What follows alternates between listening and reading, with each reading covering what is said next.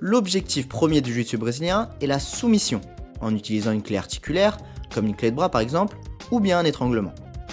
L'adversaire peut abandonner en tapant 2 fois avec la main ou le pied, ou le faire verbalement.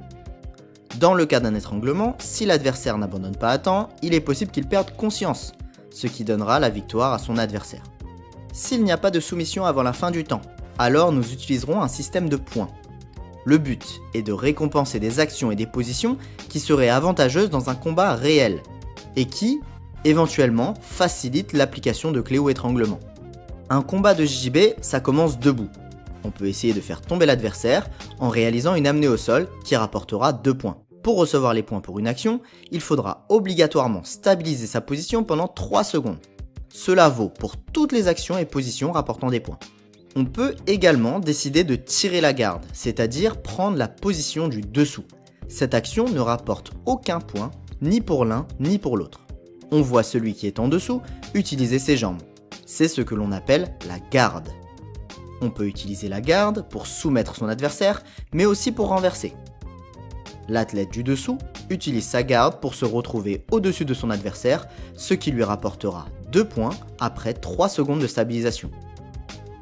Attention, si l'athlète inverse la position sans commencer depuis une garde, par exemple alors qu'il est pris en contrôle en croix ou en montée, cela ne sera pas compté comme un renversement. La garde est définie par l'utilisation d'une ou 2 jambes pour empêcher l'adversaire de passer.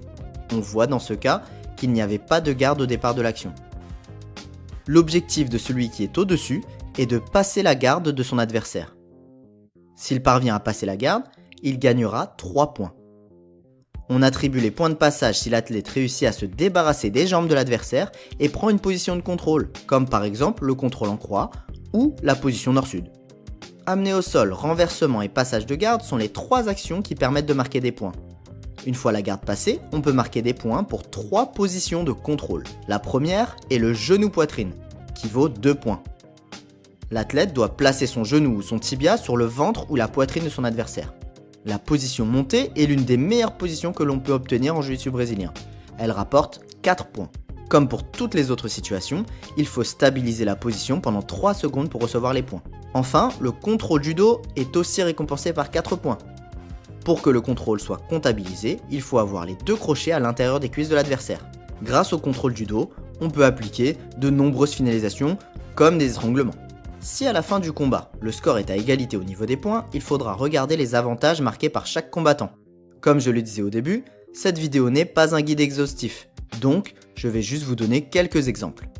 Un avantage est donné lorsque l'on a atteint une position, mais que l'on ne l'a pas stabilisée pendant 3 secondes. Ici, on peut voir une position genou-poitrine qui n'est pas stabilisée 3 secondes. On peut aussi recevoir un avantage pour une soumission qui a présenté un risque réel pour l'adversaire. Dans cet exemple, la clé de bras n'a pas abouti car l'adversaire n'a pas abandonné, mais ce n'est pas passé loin. En cas d'égalité parfaite, le ou les arbitres devront décider quel athlète mérite la victoire.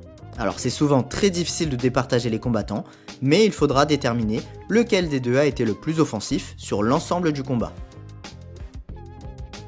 En jiu-jitsu brésilien, il y a de nombreuses techniques interdites, comme les slams, les amenés au sol en ciseaux, les clés